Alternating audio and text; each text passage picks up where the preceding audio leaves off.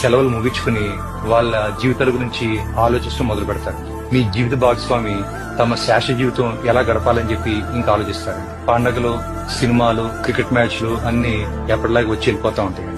పువ్వులు మళ్ళీ వికసిస్తాయండి. కాలాలు మారుతా ఉంటాయండి. జీవితం మెల్లగా పాత రూపంలోకి వెళ్ళిపోతుందండి. ఈ ప్రపంచం మిమ్మల్ని ఆశ్చర్యకరమైన వేగంతో మర్చిపోతుంది. ఒక సంవత్సరం తర్వాత ఎవరో ఒకరు మీరు లేని ఆనవాళ్ళని ఒక ఫోటోలో చూసి క్షణకాలం ఆగిపోతారు. కొన్నేళ్ళ తర్వాత మీకు బాగా దగ్గర ఉన్న వాళ్ళు కూడా మిమ్మల్ని తక్కువగా గుర్తు పెట్టుకుంటారండి. ఆఖరికి మీ పేరు ఎవరో పలకని రోజు కూడా వస్తుంది.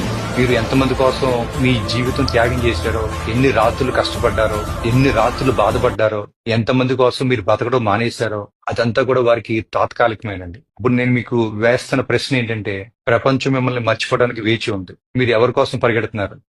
మీరు ఎవరి కోసం ఆందోళన చెందుతున్నారు? మీ జీవితం మీది. దాన్ని ఇతరుల అభిప్రాయాల కోసం